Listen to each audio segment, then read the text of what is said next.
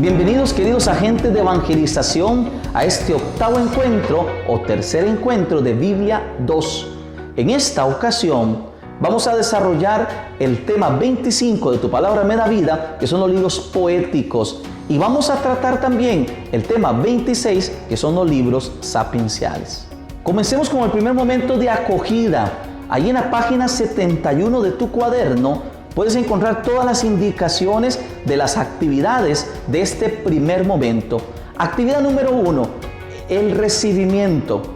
Queremos que el propósito de esta actividad sea que tú te vayas sintiendo y experimentando la cercanía de Dios en la iglesia y que vayamos construyendo una comunidad cristiana fuerte, madura, evangelizadora. Que tú experimentes, hermano, la familia de Dios, que es la iglesia. Es muy importante que vayamos construyendo en nuestras parroquias una verdadera comunidad de comunidades. Nadie tiene que sentirse solo. Aquí somos el rebaño, la familia, el pueblo de Dios. Por eso, ojalá que despertemos estos sentimientos a través de la formación en cada una de nuestras parroquias y comunidades. Superemos aquellas dificultades, aquellos egoísmos, aquellas soberbias que muchas veces están presentes y dejemos que Dios nos haga una sola familia, su pueblo, su rebaño. Es importante que leas el propósito que ahí se te propone en la primera actividad de recibimiento y que de manera especial, si eres de la modalidad presencial, recuerda que este video te va a ayudar a profundizar lo que en la parroquia con tus formadores has desarrollado. Y si eres de la modalidad tutorial, todas las indicaciones con mucha atención que vas a ir cumpliendo y vas a ir desarrollando, te va a ayudar a que desarrolles con éxito este encuentro. En la actividad número 2, que es el momento de oración, es un momento especial. La formación no es solo aprender contenido teórico. ¿De qué nos sirve conocer las cosas si no amamos al Señor? ¿De qué nos sirve tener mucha sabiduría humana si no somos capaces de contemplar la gloria de Dios? Por eso la oración es un momento profundo. Y ahora queremos como propósito que en esta actividad 2 tú experimentes la cercanía de Dios, la oración, y tengas una verdadera espiritualidad cristiana, donde te pongas de frente al Señor y puedas, ayudado por la liturgia de las horas, de realizar una oración. Te pedimos que esa oración también la dediques por nuestro plan diocesano de evangelización, por nuestro obispo, por nuestros sacerdotes, por nuestros religiosos y religiosas, por nuestros seminaristas, por tu parroquia, por todas nuestras necesidades. En la oración sentámonos una familia, la familia, el pueblo de Dios. Recuerda que si este momento lo estás viviendo, este video lo estás viendo de mañana, corresponde los laudes. Y si es en la tarde-noche, corresponde las vísperas. Ojalá que disfrutes de la presencia del Señor con la oración. Dale stop a nuestro video y cuando termine regresa para continuar con este encuentro de formación.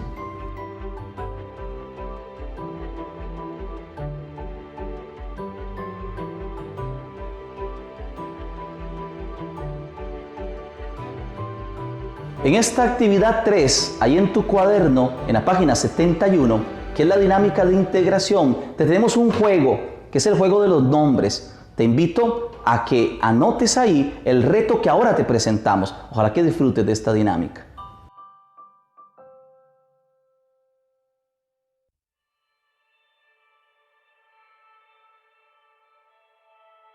¿Cómo te fue con la pregunta generadora?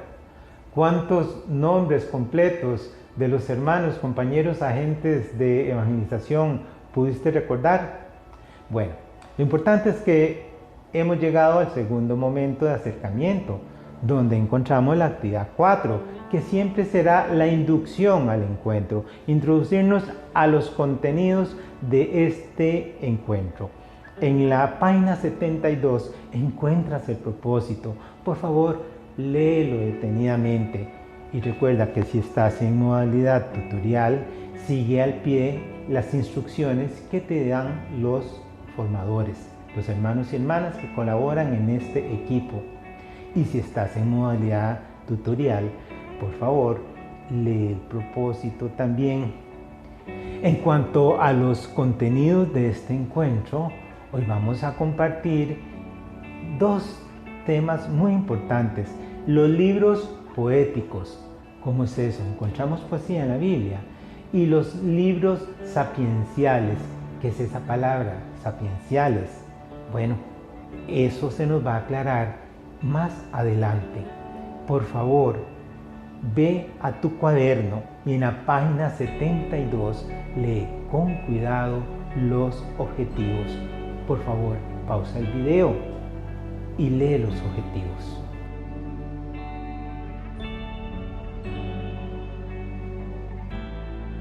Muy bien, siempre es importante que los objetivos estén claros. Llegamos a la actividad 5, la dinámica de reflexión. Por favor, nuevamente te vas a dirigir en tu cuaderno en la página 72 y vas a contestar las preguntas que ahí se te formulan. Que esta actividad sea de mucho provecho.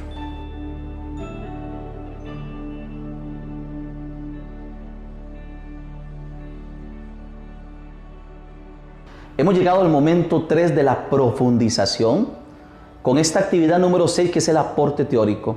Una invitación especial a que leyendo el propósito puedas disponerte para la enseñanza que ahora se te va a presentar. El Padre Mario Montes, biblista, nos va ahora a ilustrar sobre estos libros del Antiguo Testamento. Es muy importante que pongas mucha atención, que prepares tu oído, tu corazón, tu mente, para que este conocimiento de la Sagrada Escritura también lo puedas poner en práctica en tu vida. Vamos a recurrir a la página 251, a la página 288 del texto de Tu Palabra Me Da Vida. Ojalá que disfrutes mucho de este aporte teórico que ahora te presentamos.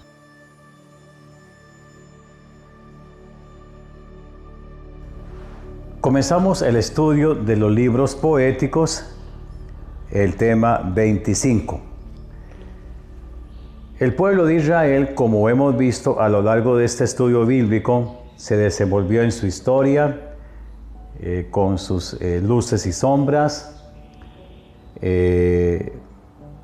tuvo sus instituciones, sus grupos, su moral, sus profetas y todos los que iluminaron el caminar de su pueblo, pero no descuidó el arte, la música y la belleza de su talante poético.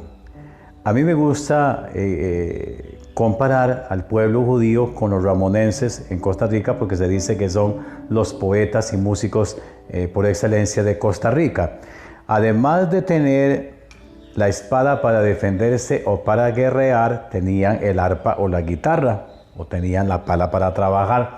Entonces son, como buenos orientales, grandes poetas y grandes músicos. De manera que en este tema vamos a ver el aporte que ellos nos han legado desde el punto de vista artístico, desde la poesía y la música bíblicas. Es una parte de toda cultura y de toda la expresividad de los seres humanos que nos gusta cantar, tocar algún instrumento y demás, y así también lo hizo el pueblo de Israel como un pueblo que se expresa y que su historia de salvación vivida intensamente la puede también hacer presente por medio del poema, de la música o de los salmos.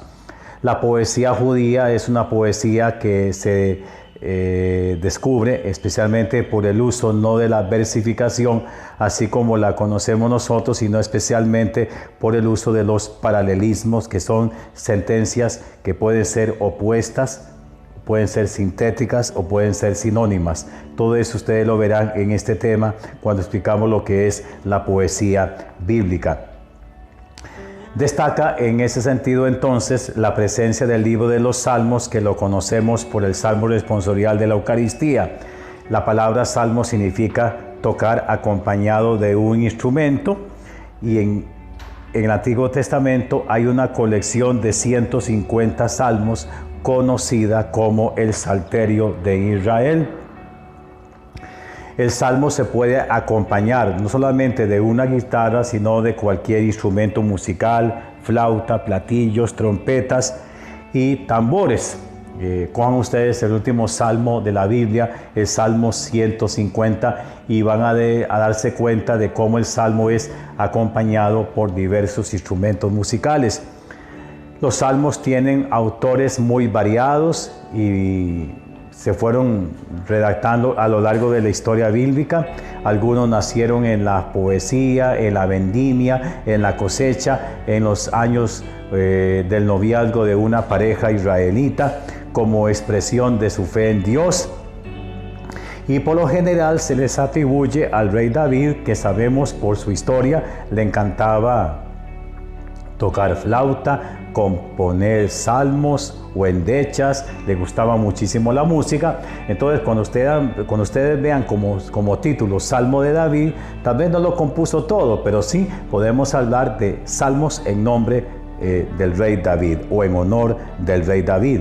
Y como sucede con los diversos géneros musicales en Costa Rica, como por ejemplo cuando yo era un niño se conocía el bolero, el cha-cha-cha, la rumba, la cumbia, el baile agogó, el baile ayeyé y todo eso que a lo mejor los que ustedes ya son viejos como yo, entre comillas, conocían esos diversos géneros literarios, el merengue y todo eso que bailaban los abuelos, y hoy son otros ritmos. Pues también los salmos aparecen expresados o escritos en diversos géneros musicales, como se les conoce, por ejemplo, los himnos, lamentaciones, súplicas, cánticos, acciones de gracias, salmos sapienciales, salmos reales, salmos de alianza, salmos imprecatorios o petitorios y demás, y todos tienen una manera muy concreta de expresarse con el título del autor o del quien lo cantaba, unido al coro litúrgico del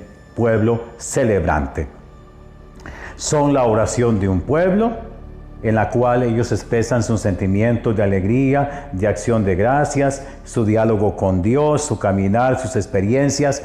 Los autores de los libros históricos cuentan la historia, los poetas de Israel la cantan y la celebran, y en general los salmos especialmente eran celebrados y cantados en la liturgia de Israel, y por supuesto son los salmos que a lo largo de la historia de la iglesia han acompañado al pueblo que canta y que se expresa. Son la oración de Jesús, también lo vemos a Jesús entonándolos, los llamados salmos de la Pascua en la noche de la cena pascual. Los utiliza para probar su mesianismo y muere recitando el Salmo 22, Dios mío, ¿por qué me has abandonado? Y así por el estilo serán también la oración de Jesús, el orante por excelencia. La oración de Jesús y de la iglesia, y dentro de la iglesia utilizados en lo que llamamos la liturgia de las horas. La liturgia de las horas es la oración por antonomasia, por excelencia de la iglesia, basada en los salmos y que consagra las diversas horas del día. Ahí aprenderán cómo la numeración de los salmos obedece a criterios especialmente puestos por los padres de la iglesia, y que habrá de ser cambiado porque la primera numeración es el salmo hebreo, y la que ustedes verán entre paréntesis es la numeración que se ha hecho desde la traducción griega de los salmos o la traducción latina. Por eso ustedes cuando vean los salmos y un número entre paréntesis se van a dar cuenta de que el número entre paréntesis es el que utiliza la iglesia en la liturgia y especialmente la celebración de la Eucaristía. Otro texto poético muy bello del Antiguo Testamento es el Cantar de los Cantares, cuyo nombre en hebreo significa el cantar más hermoso. Es un bellísimo poema de amor en la cual en esta canción o canto vemos el amor de los novios o el amor de los esposos. Es el cantar más bello, el cántico por excelencia, es un superlativo. donde se nos habla de cómo a lo largo de la historia el amor humano, el amor entre un hombre y una mujer es señal del amor divino. Y nos habla de una pareja que a lo largo de estos versos tan bonitos y rebuscados se dedican a amarse, a cantarse, a quererse, a buscarse, a veces hasta separarse, pero expresan en cada uno de estos versos el novio, la novia, el amado o el amada, y la amada, el amor que sienten el uno por el otro. Y entonces, en este sentido, el libro del Cantar de los Cantares nos habla de las bellezas del amor humano como signo también del amor de Dios para con su pueblo, siguiendo la teología del libro de Oseas. Aquí explicamos cómo nació el cantar, la presencia de Salomón, sus amoríos, la presencia de esta parejita hebrea que se dedica a darse cariño, a la ternura, al encuentro, al requiebro y demás. Amor humano y amor de Dios, y en este sentido el Cantar de los Cantares inspiró a San Pablo a escribir en su texto de Efesios capítulo 5, versículo 22, las excelencias del amor de los esposos. Luego tenemos el llamado Libro de las Lamentaciones. En la práctica, el Libro de las Lamentaciones aparece en algunas traducciones bíblicas a la par de Jeremías, porque se pensó que en algún momento Jeremías lo había compuesto. En realidad no fue así. Además de cantar al amor y a la vida, además de expresar su relación con Dios mediante la oración cantada, los salmos, el pueblo de Israel también expresó en el libro de las Lamentaciones su dolor, su angustia y su sufrimiento por la caída de Jerusalén en manos de los babilonios. Expresa el llanto de Israel por la destrucción sistemática de la ciudad, del pueblo, de la comunidad en manos de Nabucodonosor y de los babilonios. Entonces, en estos versos se expresa el dolor, la angustia y la tristeza del pueblo que se reúne en medio de aquellos escombros y aquellas ruinas a llorar y a expresar su dolor. Este texto se escribió en Palestina, probablemente después de la caída de Jerusalén, y como les digo, expresa la angustia y el dolor por la caída de la ciudad santa. Y a lo largo de la historia, pues ha sido utilizado en la liturgia judía y cristiana, no solamente para expresar el dolor por la caída de la ciudad santa, sino especialmente en la Cuaresma y en la Semana Santa, para que la Iglesia mire el dolor de Jesús como dolor redentor, como aquel que en el Calvario nos dio su vida. Bien, esto con respecto al tema número 25. Vamos entonces a seguir con el tema número 26. En el tema 26 vamos a conocer los libros llamados sapienciales o de sabiduría, que nos presentan la sabiduría de Israel plasmada en sus páginas, donde se expresan la experiencia de la vida y la mejor manera de conducirse ante Dios y ante la comunidad. Es una sabiduría religiosa que nace de la observancia diaria de las cosas, expresada en dichos, refranes, sentencias, alegorías y demás que leemos en cada uno de ellos y cómo están redactados, como muestra de esta sabiduría que hizo de Israel un pueblo de sabios guiados por el Espíritu de Dios. Por lo general, en nuestras Biblias casi siempre aparecen mezclados los libros sapienciales y los libros poéticos. De esta manera: Job, Salmos, Proverbios, Cantar de los Cantares, Eclesiastés, Sabiduría y Eclesiástico. Pero aquí aparecen separados. Ya vimos en el tema 25 que aparecen separados los Salmos, el Cantar de los Cantares y el Libro de Lamentaciones, que son propiamente la poesía hebrea. Y aquí ponemos por aparte los sapienciales, que son Salmos, Proverbios, Eclesiastés, Sabiduría y Eclesiástico de los sabios de Israel.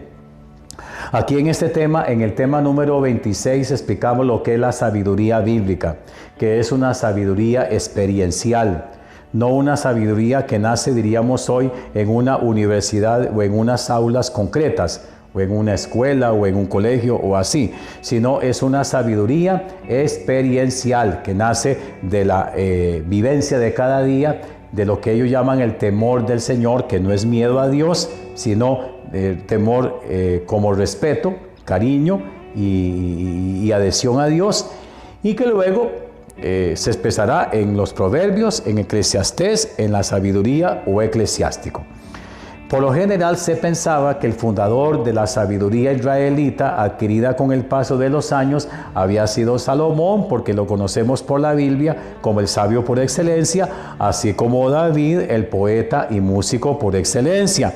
Pero esta sabiduría nace en la conciencia histórica de Israel, en la comunidad cristiana, y también como diálogo o herencia con la sabiduría egipcia y la sabiduría de los sabios de Mesopotamia. Bueno, gran parte de esta sabiduría aparece en el libro del Génesis, capítulos del 1 al 11, y con la presencia de José, el hijo de Jacob, un sabio israelita, que aparece como Daniel en la corte de reyes extranjeros.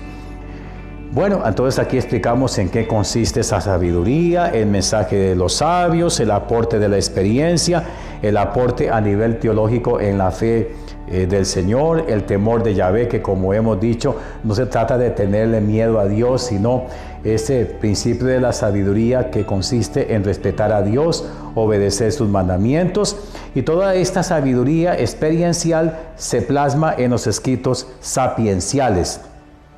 Ya habían desaparecido los profetas, ahora quedan estos hombres y mujeres de Dios que son los guías de Israel hasta la llegada de Jesucristo.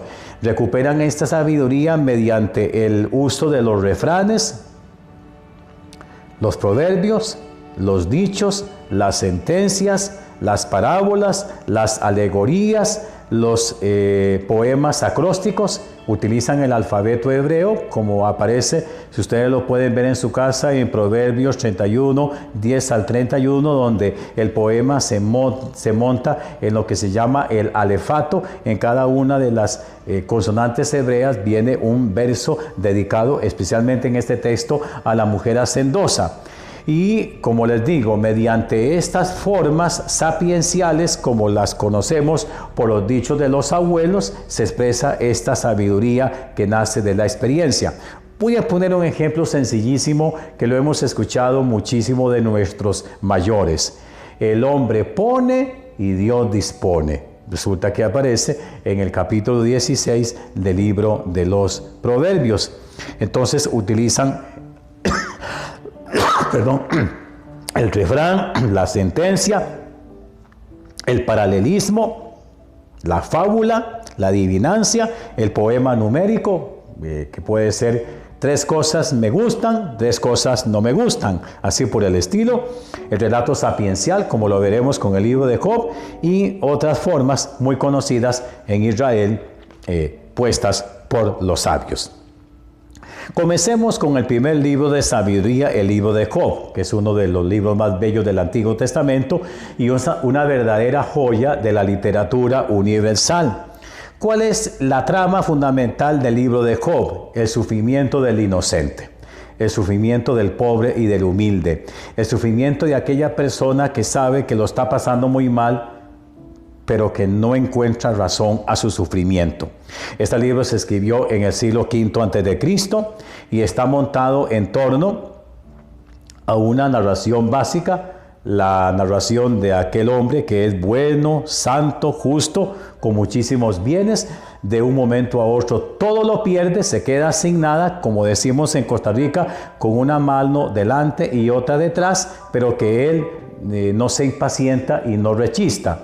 Pero como sucede en los cuentos con final feliz, Job recobra su hacienda, su riqueza y hasta unas hijas muy guapas. Esa era la trama fundamental que aparece en la narración o en la prosa de Job, capítulo 1 al 2 y capítulo 42 hasta el final de su libro. Pero luego la parte más importante es el diálogo de Job con sus amigos, que llegan a consolarlo porque Job lo pierde todo y hasta su salud. Y en esos diálogos, que es la mayor parte de este libro, Job se debate en afirmar que es un hombre inocente, que sufre un castigo que no merece y que Dios no le responde, pero sus amigos, en lugar de conocerlo, lo que hacen es aumentar un sentido de culpa que él no tiene. Entonces, la trama fundamental de este libro es el sufrimiento de una persona siendo buena, inocente y humilde y no sabe el por qué. Y el problema del libro de Job, si lo podemos llamar problema, es que no responde al problema del sufrimiento desde la doctrina tradicional llamada la doctrina de la retribución, que afirmaba que la persona buena en esta vida recibía premios y la persona mala castigos. Y Job, siendo bueno e inocente, es castigado por Dios de un pecado que él no conoce y además Dios no le responde. De manera que es un libro en el cual Israel nos da un primer intento de responder al problema del dolor, del sufrimiento y de la muerte. Solamente podemos de alguna forma atisbar la respuesta de Dios del misterio pascual de Cristo muerto y resucitado. El segundo libro sapiencial que encontramos dentro de esta lista es el libro de los Proverbios. El libro de los Proverbios, su nombre lo indica, es una colección de proverbios al estilo de los sabios. Utiliza el llamado refrán o el proverbio o sentencia artística, que tiene como finalidad fundamental enseñar en cómo comportarse en la vida o una verdad. Está especialmente dirigido a los jóvenes, a los inexpertos y a los hombres de alguna forma tratados en este libro como necios. Necios entre nosotros es la persona fastidiosa. Necio en la Biblia es la persona que no es sabia. Se le atribuye a Salomón, que sabemos por la tradición bíblica fue el sabio por excelencia, pero la atribución es ficticia. Es lo que se llama en la experiencia bíblica el que escribe se hace pasar por otra persona para darle importancia a los libros. Bueno, entonces aquí tenemos varias colecciones de estilo sapiencial, varios poemas. Aquí mencionamos los capítulos 1 al 9, una serie de pequeños poemas puestos en boca del papá para la enseñanza de sus hijos, las colecciones salomónicas, capítulos del 10 al 22, el resumen de los sabios, proverbios 22 al 24, los proverbios del capítulo 24 al 29, colección segunda salomónica, el Proverbios capítulo 3 de un sabio llamado Agur de Masá en Arabia, y luego especialmente el poema de la mujer perfecta, Proverbios 31, 10 al 31, que ustedes pueden ver en su casa, lo analizan, y si tienen a su mamá viva, pues se lo dedican ese poema el Día de la Madre. Entonces, en realidad, el libro de los Proverbios es un precioso manual de vida práctica para el comportamiento moral y ético y sapiencial del pueblo de Israel. Por encima de esa sabiduría experiencial humana, los sabios dicen que son iluminados por la llamada sabiduría de Dios, que aparece en Proverbios 8, 22 al 36.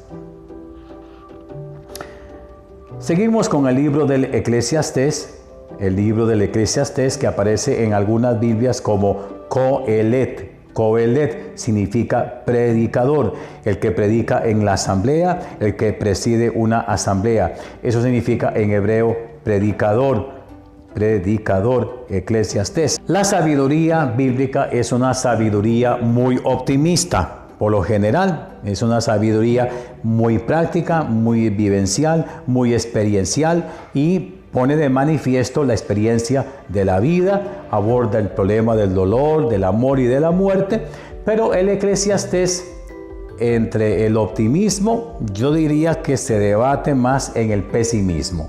En cierto modo es pesimista, y más que pesimista es realista, porque la enseñanza fundamental de este libro es vanidad de vanidades, todo es vanidad. Nada en esta vida es consistente, y se trata muchas veces de tratar de atrapar el viento. Sencillamente no se puede. Entonces, como todo es relativo, como todo es vanidad y nada es consistente, la palabra vanidad viene a ser como la definición de la pelusilla, no tiene consistencia, es como pelusilla todo. Dice el ser humano deje de trabajar tanto y de correr tanto, confórmese con el único bien, que es comer, beber, disfrutar, pasarlo bomba, como dicen los españoles, y se acabó. Ya más no se puede. En estos libros, como no se sabe, ni siquiera en el libro de Job, que puede haber cielo, infierno, purgatorio, resurrección, vida eterna, es decir, la escatología, no se sabe nada de eso, pues disfrute la vida, disfrute de las pequeñas alegrías que puede dar el comer, beber y trabajar, sin ser demasiado afanosos. Entonces la gran pregunta, ¿qué provecho obtiene el hombre de todos sus esfuerzos y afanes? Dice el libro del Eclesiastés, pues nada prácticamente. Entonces, disfrute de lo pequeño que Dios le pueda dar y se acabó. Declara que el fin supremo del ser humano es aquello para lo que Dios lo creó, que es respetar y obedecer a Dios, a quien todo lo conoce. Todo en la vida, como el gozar de los dones de Dios, el trabajo, adquiere valor y sentido cuando se subordina a este supremo fin. No significa volverse vagabundo, hacerse el tonto ante los problemas, sino no basar la vida en ilusiones estériles. Seguimos con el libro de la sabiduría. El libro de la sabiduría es un libro deuterocanónico, probablemente es el que ya cierra el Antiguo Testamento porque se escribió entre los años 50 al 30 a.C., está prácticamente tocando la frontera del Nuevo Testamento por un judío ilustrado de Alejandría, bien preparado en la sabiduría bíblica. En ese sentido, hay que valorar de este libro su apertura a la cultura griega, a la cultura helénica. Sabemos por la experiencia de los libros de Macabeos que Israel se defendió de la cultura griega porque la pensaba como una cultura que atentaba contra la religión y contra sus valores más queridos. Pero aquí la ventaja de este libro es que poquito a poco, si este sabio se desenvolvió en Alejandría o en algún lugar de la diáspora judía, se abre a la filosofía griega, haciendo un diálogo con la fe de Israel, una obra de síntesis. Entonces trata el problema del justo perseguido, trata el tema de la sabiduría como personificación de la sabiduría de Dios, parecida al capítulo 8 del libro de Proverbios, y en especial las obras de la sabiduría en la historia de Israel como una especie de catequesis de toda la experiencia del Éxodo. Pero lo más bonito que aporta el libro de la sabiduría es la convicción de que el ser humano no es una persona llamada a la muerte.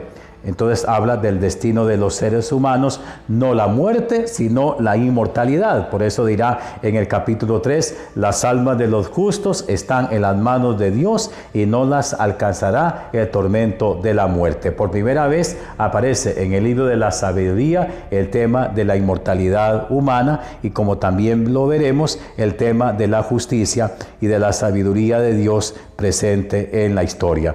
Ese es el gran aporte que podemos rescatar del libro de la sabiduría, que se escribió prácticamente a pocos años de la llegada de Jesucristo a Israel. Y terminamos el tema 26 con el libro del Eclesiástico. El libro del Eclesiástico, que también en algunas Biblias aparece como Sirácida. No lo confundamos con el Eclesiastés. El Eclesiastés o el Coelet, predicador, es Sirácida o eclesiástico. Sirácida porque es el nombre del autor y luego del traductor, el nieto que logró ponerlo a la lengua griega. Eclesiástico significa libro de la asamblea y se hizo tradicional en la iglesia latina, quizá por el uso frecuente de los primeros siglos, a pesar de que luego, como ya lo hemos visto, es un libro deuterocanónico y la mayoría de los manuscritos griegos en cambio lo llaman sabiduría de Jesús, hijo de Sirá, en hebreo Ben Sirá, de allí que se les llame Sirácida. No se extrañe de esto ustedes, porque a veces en algunas traducciones modernas de la Biblia ya no se pone libro del Eclesiástico, sino libro de Sirácida, para que ustedes lo aprendan y lo sepan. Bueno, en realidad tanto el libro de la sabiduría como el libro del eclesiástico, abordan diversos temas de los sabios de Israel, pero podíamos hablar de temas concretos: el elogio de la sabiduría, los postulados de la sabiduría, su naturaleza y la sabiduría en la historia. Entonces son temas variados. Las enseñanzas en ese sentido pues no dejan de afirmar lo mismo que enseñó el libro de Proverbios, y también diversos temas: el trabajo, la riqueza, la pobreza, los amigos, la mujer, la educación, la enfermedad, los buenos modales, temas que ya se han visto en otros libros del Antiguo Testamento como Proverbios y Eclesiastés. En especial cómo hay que proceder en la vida, viendo cómo los seres humanos actúan de ordinario. Bien, con este libro estamos ante el último libro inspirado del género sapiencial del Antiguo Testamento. El ideal que él nos propone tiene las limitaciones propias de su época, pero también encierra valores permanentes que fueron asumidos por el Nuevo Testamento, en especial por un escrito sapiencial que es la Carta de Santiago, que intenta de alguna manera también la Carta de Santiago poner en evidencia la necesidad de vivir la fe y las obras. Es muy bello, es importante dedicarle espacio y tiempo a verlo. Al igual que el libro de los Proverbios, consejos muy valiosos que nos pueden servir a todos: llevar una vida recta, buenas relaciones familiares, recomienda virtudes, señala deberes, piedad con los papás, paciencia en el sufrimiento, ayudar a los que pasan necesidad, ser hospitalarios, compostura en el comer, el saber hablar, el silencio en su debido momento. En síntesis, una verdadera sabiduría. Bien, entonces con este tema 25 terminamos los libros sapienciales y terminamos todo el Antiguo Testamento.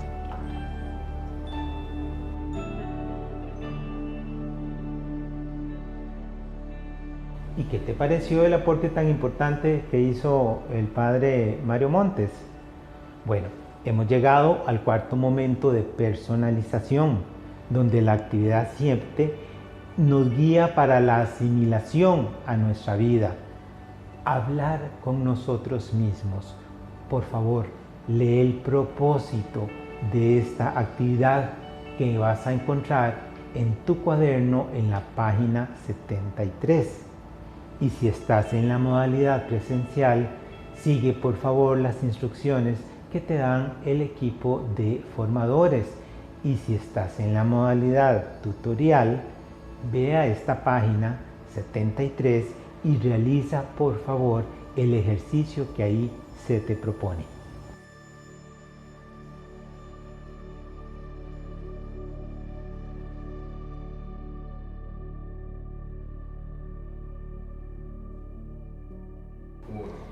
Para el encuentro octavo de los libros de la Antigua Alianza, en el momento quinto tenemos dos actividades que deben de entrelazar lo que ya hemos vivido a lo largo del encuentro. En una primera actividad tenemos la oración conclusiva y en una segunda actividad el ejercicio de maduración. Es importante escuchar lo que hemos vivido para que también podamos complementar y madurar nuestra fe y por consiguiente en el momento en que nos corresponde realizar esta oración sea de la mejor manera, siempre creciendo en nuestro encuentro con el Señor. Una vez que hemos leído el propósito, vamos a realizar esa oración que nos ayuda a complementar lo que ya hemos vivido durante todo el encuentro.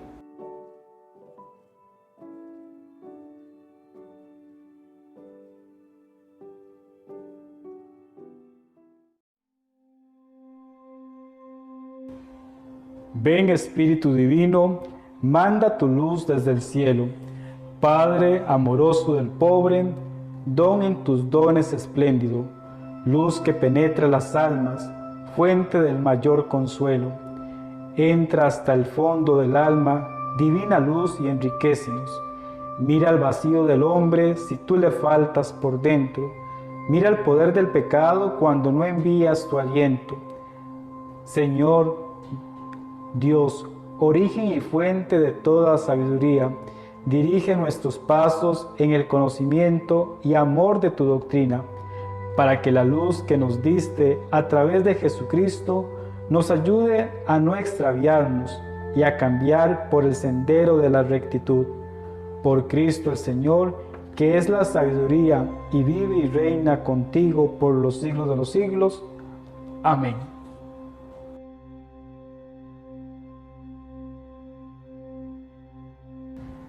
Para el ejercicio de maduración del encuentro octavo, el cuaderno de trabajo nos pide que respondamos a las siguientes preguntas. Nos ubicamos en la página 74.